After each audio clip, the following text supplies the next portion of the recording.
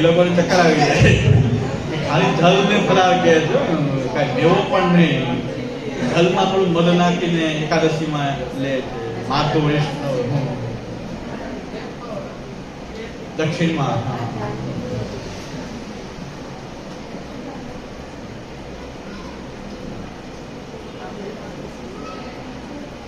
ઘણા પૂછે કે એકાદશીમાં શું ચાલે, શું? મેં કીધું હવે 47માં બહુ અટપટું જ છે કે ફલાહાર વખતમાં ફલનો આહાર હતો, પણ આપણે એની બદલે ઘણા બધા વિકલ્પ આપણે ચલાવ્યા છે. ભાતનો વિકલ્પ સાંભો ચલાવે છે, લોટનામાં રાજગૃહો, એવું આપણે કરતા હોય.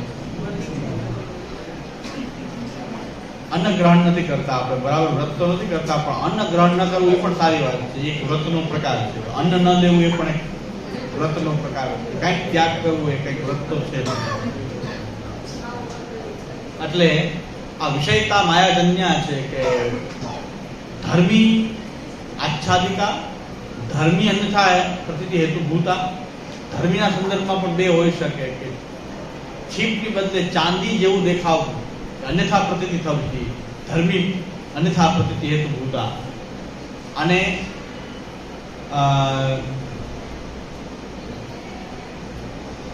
ધર્મી આચ્છાદિકા અને ધર્મ આચ્છાદિકા એમ બે ભેદ થશે. ધર્મ એનો જે ચરકાટવાળો જે ધર્મ જે છે એની બદલે ત્યાં અલગ જ ધર્મી પ્રતીત થાય છે કે ભ્રમણશીલ દેખાવો, ઘટો ભ્રામ્યતી. તો ધર્મ જે છે એ ઘટો ભ્રમણ કરતો હોય એવો ધર્મ દેખાય છે. સ્થિરત્વ રૂપ જે ધર્મ જે છે એનું આચ્છાદન થયું ધર્મના સંદર્ભમાં. ધર્મીના સંદર્ભમાં જોઈએ તો છીપ ઢકાઈ જાય છે. ધર્મી આચ્છાદિકા છે. અને ધર્મ આચ્છાદિકાનું ઉદાહરણ જે છે કે સ્થિરત્વ રૂપ જે ધર્મ જે છે, ઘડાનો સ્થિરત્વ રૂપ ધર્મનું આચ્છાદન કરવું અને એની બદલે ભ્રમણશીલ ઘટ દેખાવો. એ ભ્રમણશીલ ઘટ દેખાવો. તો આ આચ્છાદિકા પણ બે પ્રકારની થઈ, ધર્મી આચ્છાદિકા અને ધર્મ આચ્છાદિકા. એમાં સ્થિરત્વ ધર્મનું આચ્છાદન કર્યું અને ત્યાં એ છીપનું આચ્છાદન કર્યું. હવે અન્યથા પ્રતીતિમાં આપણે એવી થશે કે ધર્મી અન્યથા પ્રતીતિ, એટલે છીપની બદલે ચાંદી દેખાવી, ધર્મી અન્યથા પ્રતીતિ થઈ ગઈ. અને ધર્મ અન્યથા પ્રતીતિ એટલે કે ભ્રમણશીલ દેખાવો. ઘટ જે સ્થિર છે ભ્રમણશીલ દેખાવો, ધર્મ અલગ દેખાવો. ધર્મને અન્યથા પ્રતીતિ થઈ ગઈ કે આ ઘટ જે છે એ ફરતો દેખાઈ રહ્યો છે. આપણી માટે ચક્કર આવતા હોય એના કારણે થઈ ગયું, કોઈ ઉપાધિને કારણે થઈ ગયું. તો આ ચાર પ્રકારની આ રીતે વિષયતા સમજીએ તો વિષયતાને સમજવું શું કામ જરૂરી છે કે જગત બ્રહ્માત્મક છે, એની બદલે જગતમાં જે કંઈ ધર્મ દેખાઈ રહ્યા છે એ આપણી બુદ્ધિને કારણે છે. વિષય એવો નથી. વિષય તો ભગવાન જ છે, પણ આપણને આપણી બુદ્ધિમાં આ રીતે ગ્રહણ થઈ રહ્યું છે. આપણી જેને કહેવાય છે દેહાધ્યાસ, ઇન્દ્રિયાધ્યાસ, પ્રાણાધ્યાસ, અંતઃકરણાધ્યાસથી મલિન થયેલી જે આપણી અવિદ્યાગ્રસિત આપણી જે બુદ્ધિ છે એના કારણે આપણને આવું અનુભવમાં આવી રહ્યું છે. તો એ જે બૌદ્ધિક જે વિષય છે એને વિષયતા કહેવાય છે. ખાલી બુદ્ધિમાં જ રહે છે, બહાર એ હોતો નથી. પણ એ જગતની જેમ જ સત્ય ભાસે છે, સત્ય હોતો નથી, સત્ય ભાસે છે.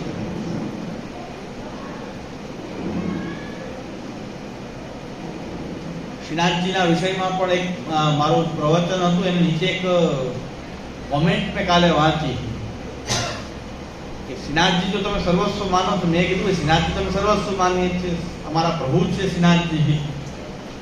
તો એમ એક યુટ્યુબમાં કોમેન્ટ લખી છે કોઈ, એનો જવાબ આપવો જરૂરી છે. એ આ વિષયતાનો સવાલ છે કે આપે એક બાજુ પ્રવચનમાં એમ કહો છો કે જ્યાં મહાપ્રભુજીના સિદ્ધાંત જળવાતો નથી, પછી મહાપ્રભુજીના નિધિ હોય કે એ બધા હોય ત્યાં પોતાનું એ સ્વરૂપ જે છે પૂર્ણ પુરુષોત્તમનું, પુષ્ટિ પુરુષોત્તમનું તિરોહિત થઈ જાય છે અને કંઈક આસુરોને મોહિત કરનાર ભગવાનનું કંઈક આસુરી રૂપ ત્યાં વિરાજતું હોય છે. તો આપણે તો આ બધાને પેલા આસુરી ઠાકોરજીને પણ આસુરી કહી દીધા અને હવે કહો છો કે શ્રીનાથજી આ શું અલગ અલગ વાત છે. એમ યુટ્યુબમાં કોઈ નીચે કોમેન્ટ લખી છે, કાલે જ વાંચી, પહેલા લખી હશે પણ કાલે મેં વાંચી, તો કયા સંદર્ભમાં કહેવાયેલી વાત છે ને જરાક સમજવી જોઈએ કે શ્રીનાથજી સર્વસ્વ છે, પુષ્ટિ પુરુષોત્તમ છે, બીજા સ્વરૂપો પણ જે બિરાજે છે એ બધા પુષ્ટિ પુરુષોત્તમ છે, સાક્ષાત ભગવાન છે.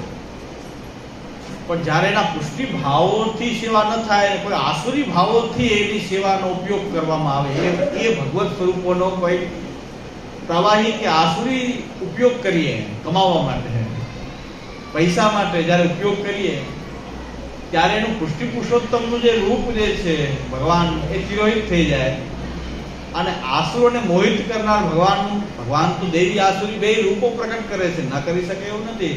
વેદમાં પણ ભગવાનને આસુર, એ બ્રહ્મનું નામ છે અસુર. અસુર નામ બ્રહ્મનું જ નામ છે, કારણ કે બધું એ જ કરે છે, દેવ રૂપે એ જ પ્રકટ થાય છે. તો ભગવાનને આસુરી કહેવાનું તાત્પર્ય ભગવાનની નિંદા નથી, પણ ભગવાનને જો તમારે એ ભાવાત્મક રૂપની જો તમારે સેવા કરવી હોય તો તમારે એ પુષ્ટિ ભાવોથી એને ભજવું જોઈએ, તો તમને પુષ્ટિ પુરુષોત્તમ રૂપે અનુભવ કરાવશે. તમારો ભાવ ભક્તિનો નહીં હોય અને તમે એને વેચવાનો એવો ભાવ હશે તો ભગવાન એમ થોડો વેચાઈ જાઉં, તો એ ભગવાન પોતાનું એ રૂપને તિરોહિત કરી દે. અને પછી આસુરોને બધાને પ્રવાહી જીવોને એમ લાગે કે ભગવાન છે, ભગવાન છે, ભગવાન છે, પણ ભગવાન ત્યાં હોતા નથી. એમને એવું લાગે છે કે ભગવાન છે. આપણે એક વિષયતા છે ને ભગવત સ્વરૂપોમાં ભગવાન પોતાના રૂપ, આ મહાપ્રભુજી ગુસાઈજીએ કહેલી વાત છે, મારી તો વાત નથી. પણ ભગવાનનું કે આસુરી રૂપ હોઈ શકે ને, કે હોઈ શકે, એ જવાબ આપું છું. યુટ્યુબમાં પાછળ જોતા હોય, કોઈ પાછળ જોવે તો એને નિવેદન કરવું છે કે ભગવાનને જો તમારે પુષ્ટિ પુરુષોત્તમના રૂપમાં જોવા હોય, એને માણવા હોય, તો તમારી અંદર પુષ્ટિ ભાવ હોવા જોઈએ. તમે જ્યારે વેચવા માટે ભગવાનનો ઉપયોગ કરશો, ભગવાનની કે આસુરી ભાવ છે, ભગવાનને વેચવાનો જે ભાવ છે કે એના આધારે અમે કમાઈએ, ભગવાનની સ્વરૂપને આધારે અમે કંઈક કમાઈએ, નામના આધારે અમે કમાઈએ, ત્યારે ભગવાન પોતાનું એ ભાવાત્મક રૂપને તિરોહિત કરી અને બધાને આસુરોને મોહિત કરે. ભગવાન કઈ ભગવાન છે, હોતા નથી. આ વાત તો તંત્રનો અભ્યાસ કરનારને પણ બહુ સારી રીતે ખબર હોય છે, પણ આપણે અભ્યાસ જ ન કરી તમે શું કરવું કે ભગવાનને તમે આસુરી કહો છો.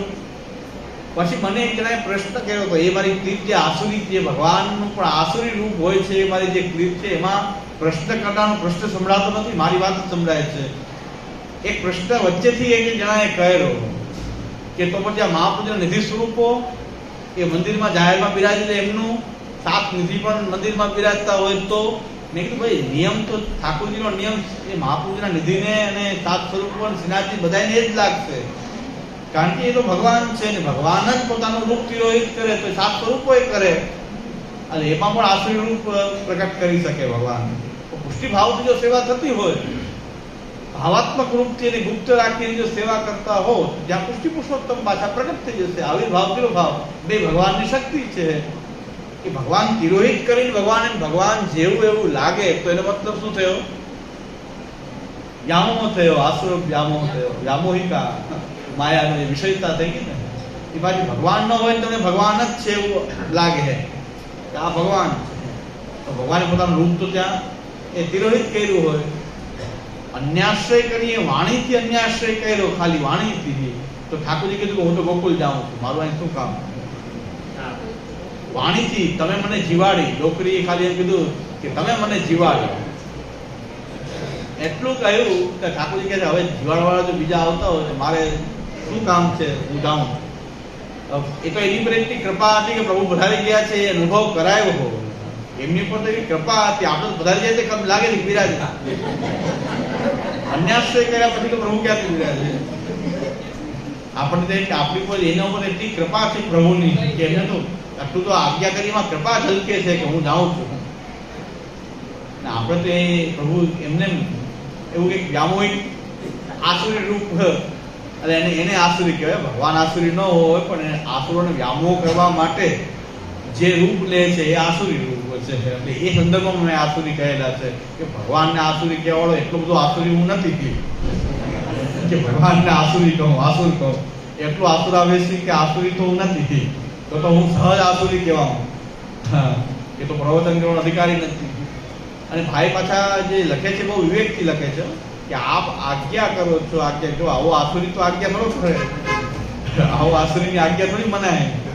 આ પ્રવચનમાં એમ આજ્ઞા કરો છો કે એક બાજુ ઠાકોરજીને આસુરી કહો છો ને એક બાજુ કહો છો સર્વસ્વ છે, તો બે કહું છું. જો પુષ્ટિ ભાવથી સેવાતા હોય તો સર્વસ્વ છે.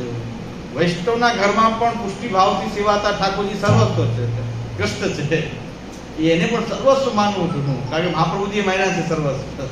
મહાપ્રભુજી પોતાના ઠાકોરજી સર્વસ્વ માન્યા છે એટલું નહીં, બધાને પધરાવ્યા એ બધા વૈષ્ણવના ઠાકોરજીને પણ સર્વસ્વ માન્યા છે. તો આપણે પણ બધાએ વૈષ્ણવના ઠાકોરજીને સર્વસ્વ રૂપ માનવા જોઈએ. ભલે આપણા સેવી આપણા છે પણ સર્વસ્વ બધા ઠાકોરજી પુષ્ટિ માર્ગના ભાવથી, પુષ્ટિ ભાવથી, આચાર્યચરણની મર્યાદાથી જે સેવાય છે, બધા સ્વરૂપો પુષ્ટિ પુરુષોત્તમ છે, એ આપણા સર્વસ્વ છે. પણ તમારો ભાવ આસુરી છે તો શું કરે ભગવાન? તમે શું કામ આસુરી ભાવ રાખી રહ્યા છો? તો ભગવાનને આસુરી રૂપ પ્રકટ કરવું પડે, એમાં આપણો ફોલ્ટ છે, ભગવાનનો નહીં. ભગવાનના તો બે રૂપ એના છે, આસુરી રૂપ એનું છે, દૈવી રૂપ એનું છે. તમારે શું જોઈએ છે? દૈવી રૂપ સેવું છે કે આસુરી રૂપ સેવું? ભગવાન કહે હું તો બધું સપ્લાય કરી શકું, હું તો આસુરી રૂપ ધારણ કરી શકું. એટલે બે વાત હું કહું છું કે જો પુષ્ટિ પુરુષોત્તમના રૂપનો આનંદ લેવો છે તો ભક્તિ ભાવ તમારો પુષ્ટિ ભાવ હોવો જોઈએ. તો પછી તમારી અંદર આવો આસુરી ભાવ ન હોવા જોઈએ કે ભગવાન નામે મને કોઈ પ્રતિષ્ઠા આપે, ભગવાન નામે મને કોઈ પૈસા આપે, મારી સંપત્તિ આદિ ઉત્પન્ન થાય, એવા આસુરી ભાવ પણ આપણી અંદર ન હોવા જોઈએ. જો આસુરી ભાવ હશે તો ભગવાન કે એ યથા મામ પ્રપદ્યન્તે તાંસ તથૈવ ભજામ્યહમ. તમારા આસુરી ભાવ તમારામાં આવ્યો તો મારું રૂપ પણ મૂળ રૂપ તિરોહિત કરીને ત્યાં એવું ભ્રમ ઉત્પન્ન કરું છું કે હું છું, કૃષ્ણ હોતા નથી. આ બારીકાઈથી સમજીએ તો મારી આ બે વાત સમજાશે. કે પહેલાના પ્રવચનમાં મેં કીધું ભાઈ સાત સ્વરૂપ હોય કે મહાપ્રભુજી નિધિ હોય, નિયમ તો આ જ છે. તેમાં તમે મહાપ્રભુજી નિધિ ક્યારેય પણ પોતાનું સ્વરૂપ તિરોહિત નહીં કરે એવું હું કેમ કહી શકું? અને ભાઈ વચ્ચેથી પ્રશ્ન કર્યો તો એમાં મેં સાત સ્વરૂપનો કીધું તો કાંઈ સાત સ્વરૂપ વાળા બાળકો ઉગડી ગયા બધા. અમારા ઠાકોરજીને આસુરી કયો તું? આ તો આ કેટલો દુષ્ટ વ્યક્તિ છે, આના પ્રવચન કેમ સાંભળી શકાય? આ દુષ્ટ માણસ એમ કહે છે કે સાત સ્વરૂપ આસુરી છે. તમે વેચો એ આસુરી નહીં ને, હું ખાલી રોકવાનું કહું તો આસુરી. તમે તો વેચી રહ્યા છો ઠાકોરજીને, ઠાકોરજી નામે કમાઈ રહ્યા છો તો તમે બધા ભક્ત, અને હું ભગવાનને એમાંથી બચાવવાનું કહું છું, બચવાનું કહું છું બધા, તો આસુરી. કઈ વાંધો નહીં, એવા આસુરી થવામાં કઈ વાંધો નથી. આપણે એ પ્રકારના આસુરી થવામાં શું વાંધો છે? આ થોડુંક સમજીને કોઈ આ વ્યામોહ થતો હોય તો દૂર થાય. એટલા માટે કાલ યુટ્યુબમાં વાંચ્યું, મેં કીધું ભગવાન પણ ત્યાં વ્યામોહ ઉત્પન્ન કરે છે, ભ્રમ લગાવે છે. ભગવાન નથી છતાં ભગવાન, જ્યાં ભગવાન નથી એટલે ધર્મી તો બિરાજતા જ નથી, અને ત્યાં પ્રકટ તે અન્યથા પ્રતીતિ થઈ રહી છે કઈ ધર્મીની. એ આસુરીમાં એવો મોહ થઈ રહ્યો છે. આસુરી સ્વરૂપનો અર્થ આસુરો માટે લીધેલું ભગવદ રૂપ, આસુરી જીવો માટે લીધેલું ભગવદ રૂપ, એને આસુરી રૂપ કહેવાય. તો ભગવાનને આસુરી કહેવાય, ગાળ દેવાના અર્થમાં આસુરી નથી કીધું, પણ ભગવાનની સ્તુતિના અર્થમાં કહું છું કે ભગવાનના તો ભાવાત્મક પ્રભુ તો ભાવથી જ સેવાય છે, ભાવથી જ બિરાજે છે. ભાવ કલુષિત થયો અને ખંડિત થયો તો પછી ભગવદ રૂપ પણ ત્યાં પોતાનો પુરુષોત્તમતા તિરોહિત કરી છે. આ વિવેક સમજવાની આવશ્યકતા છે. અને મને તો કઈ વાંધો નથી કોઈ ગાળ દે કે આસુરી કહે કે સંગ ન કરો તો હું બહુ રાજી છું, કોઈ સંગ ન કરે એમાંય રાજી છું. આસુરી કહે તો બધા દૂર રહેવું, સાચી વાત છે, એમાં આપણે રાજી છીએ, એટલે આપણને કોઈ વાંધો નથી. પણ છતાં આને કારણે કોઈ સૈદ્ધાંતિક ગેરસમજ ન થાય એટલા માટે આ સ્પષ્ટતા કરું છું. શ્રીનાથજીને મેં સર્વસ્વ માનું છું, શ્રીનાથજીનું નિરંતર સ્મરણ કરું છું. શ્રી ગોવર્ધનનાથ પાદ યુગલમમાં બધા જ સપ્ત સ્વરૂપો આદિનું પણ સ્મરણ કરું છું. એ સ્મરણ કરીએ છીએ, પણ જ્યાં એ સ્વરૂપોની સેવા પણ પુષ્ટિ ભાવથી નથી થતી, તો ત્યાં હું માનું છું કે પ્રભુએ પોતાનું પુષ્ટિ પુરુષોત્તમ રૂપ ત્યાં પ્રકટ કર્યું નથી. આસુરો વ્યામોહ કરવા માટે કોઈ આસુરી રૂપ ત્યાં પ્રકટ કરી રાખ્યું છે. તો આપણે તો દેવી રૂપની સેવા કરીએ, આસુરી રૂપની શા માટે? એટલે આ સેવા કે દર્શનાર્થ જતો નથી, પણ સ્મરણ કરું છું. શ્રી મહાપ્રભુજીના ઘરમાં બધા ઠાકોરજી બિરાજ્યા, શ્રીનાથજીથી બધા ભગવત સ્વરૂપો એનું રોજ સ્મરણ કરીએ છીએ. ઉઠતા વેત જ ગોવર્ધનનાથ પાદ વલમ હૈયં કવિન પ્રિયમ નિત્યમ શ્રી મધુરાજકમ સુખકરમ વિઠ્ઠલે સંપદા સ્મરણ કરી અને સાથે સાથ સ્વરૂપ આજે એવી રીતે બિરાજે છે એમ પણ મારું તાત્પર્ય નથી. બિરાજતા હોય તો કહું છું, જો નથી બિરાજતા તો ઉકળવાની શું જરૂર છે? જો તમે દૈવી ભાવથી સેવા કરી રહ્યા છો તો પછી તમને ઉકળાટ કેમ આવી જાય છે? કારણ કે હું તો એમ કહું છું કે જો હોય તો, એવી રીતે કરતા હો તો, નહીં તો નહીં. તો તમે ઉકળાટ શું કામ એટલો બધો અનુભવો છો? એમાં તો જે સિદ્ધાંતનું પાલન કરે છે એવા ગોસ્વામી બાલક જે છે એ પણ ઉકળી ગયા. ખરેખર આ તો મર્યાદાની બહાર બોલે છે, એ પણ એકદમ ઉકળી ગયા. આપણે શું કરવાનું છે? આપણે સિદ્ધાંતનું પાલન કરીને સેવા કરો છો, આપણે માટે ક્યાં લાગુ પડે છે આ વાત? તો આપણી માટે તો છે ને આપણું સિદ્ધાંત પાલન હું માનું છું કે આપ કરો છો, તો આપના ઠાકોરજીને તો કોઈ સવાલ જ નથી. એ સપ્ત સ્વરૂપમાંથી એક છે. તો એટલે આપ તો પુષ્ટિ ભાવથી સિદ્ધાંતથી સેવા કરી રહ્યા છો, તો આપણે માટે લાગુ નથી પડતી આ વાત. જે વેચી રહ્યા છે એવા આસુરી લોકો કે જે ભગવાનને વેચી રહ્યા છે, એ તો ત્યાં ભગવાનનું રૂપ પણ એ રૂપ નથી. અને વેદમાં કહી દો, હજી આ લોકો એમ કહેતા હો કે વેદમાં પણ બ્રહ્મને અસુર કહ્યો છે. ઉપરાંત વેદની અંદર એમ કીધું છે કે પરમાત્મા, મારો પરમાત્મા શુદ્ધ થાઓ. વિરજા હોમ ની અંદર ના મંત્રમાં કીધું છે પરમાત્મા મે શુદ્ધંતામ. પેલા આત્મા મે શુદ્ધંતામ, પરમાત્મા મે શુદ્ધંતામ. વિરજા હોમમાં મારો પરમાત્મા શુદ્ધ થાઓ. પરમાત્માને શુદ્ધ કરવાનો હોય, પરમાત્માને ઠાકોર કદાવી કીધું. વેદ પણ કહે છે કે અશુદ્ધ હોય તો શુદ્ધ કરવાનું ને. વેદને જુઓ તો વેદમાં વાત આવેલી છે વિરજા હોમના મંત્રોમાં. તો આ વિરજા હોમના મંત્રમાં પરમાત્મા મે શુદ્ધંતા, તો પરમાત્મા મારો શુદ્ધ થાવ. તો પરમાત્મા શુદ્ધ હોય, પરમાત્મા અશુદ્ધ હોય તો જ શુદ્ધ કરવો પડે. તો અશુદ્ધ હોવાનું તાત્પર્ય એટલે શું?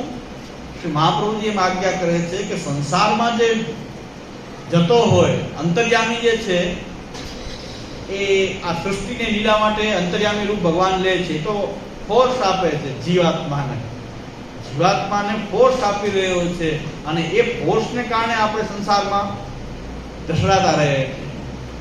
એને કહેવાય છે કે પરમાત્મા જ્યારે સંસાર તરફ લઈ જતો હોય ત્યારે અશુદ્ધ છે. આશી મહાપ્રભુની સુબોધનીમાં સ્પષ્ટતા સમજાવી. હવે આ તકલીફ એ છે કે મારાથી બોલાઈ જાય છે, પણ સામેના કઈ ન સુબોધની જોયો હોય, ના વેદ જોયો હોય, એટલે તો એને તકલીફ થઈ જાય કે આ આસુરી છે. આસુરી નથી, એટલું તો મને વિશ્વાસ છે કે હું આસુરી તો નથી, દૈવી છું. કારણ કે વેદ અશુદ્ધ કહે છે પરમાત્માને, વેદ પણ કહે છે. એટલા માટે કહે છે કે સંસારની પ્રેરણા આપે ત્યાં સુધી પરમાત્મા જે છે અશુદ્ધ છે, અને જ્યારે એ ભક્તિની પ્રેરણા આપે, આપણે જ્યારે ભક્તિ કરશું તો અંતર્યામીની શુદ્ધિ થશે. આપણો અંતર્યામી શુદ્ધ થઈને આપણને સંસારની પ્રેરણા નહીં આપે, પછી ભક્તિની જ પ્રેરણા આપશે. જ્યારે ભક્તિ તરફ જ આપણી વૃત્તિઓ જતી હોય તો સમજવું જોઈએ કે આપણો અંતર્યામીનો ફોર્સ હવે આપણનો એને ભક્તિ તરફ વળી રહ્યો છે. સંસારની બદલેથી ટર્ન લાગી ગયો છે. હવે તો પરમાત્મા હવે શુદ્ધ થઈ ગયો. એને વેદ કહે છે કે પરમાત્મા મેં શુદ્ધંતા. તો પરમાત્માને શુદ્ધ કરવાનું વેદમાં પણ લખ્યું છે. વેદ ન ભણ્યો કે વેદ જોયો ન હોય, મહાપુરીના ગ્રંથ જોયા ન હોય, સુબોધની જોયું ન હોય, મેં તો જોયું તો થોડું જોયું હોય, થોડું જોયું હોય તો મને ખબર છે. તો તમે સાવ ને તેનો મતલબ કે તમે એટલું પણ નથી જોયું. મેં થોડું જોયું છે તો મને આ વાત બોલવાનું થયું હોય. તો જે લોકો ઉકળાટ કરી રહ્યા છે એટલું પણ જોયું નથી. અને ભાઈ ચેલેન્જ એમ આપી રહ્યા છે કે એમના ગુરુને કહો કે મારી પાસે પેલા ભણે, આને ભણાવ, આ તો બુદ્ધિ વગરનો છે, પણ એના ગુરુને મારી પાસે ભણવાની જરૂર છે. તમને જો મને ખબર છે, અબુદ્ધ વ્યક્તિને એટલી ખબર નથી, તો અમારા ગુરુને ક્યાં તમારી પાસે જરૂર છે કે ગુરુને મોકલો કે પેલા એ અમારી પાસે ભણે. એટલી તો ચેલેન્જ આપી રહ્યા છે. તો એને આ બધી ખબર નથી, એટલે એમ કે આસુર કહે છે ભગવાનને, આસુર કહે છે, આસુરી કહે છે ભગવાન. વેદ પણ કહેતું હોય તો હું કેમ ના? વેદ એટલે ભગવાન, ભગવાન જ પોતાને કહે છે. હવે હું એમાં કોણ? પુરુષોત્તમ જ સાક્ષાત પુરુષોત્તમ કહે છે, તો પછી હું પુરુષોત્તમ દોષિત થોડો થાવ? હા, સાક્ષાત જે પુરુષોત્તમ છે, અમે નકલી પુરુષોત્તમ, કારણ નામ માત્ર છે. પણ નામ માત્ર પણ ભગવાન તો વેદમાં તો ભગવાન જ કહી રહ્યા છે કે પરમાત્મા મારો શુદ્ધ થાઓ.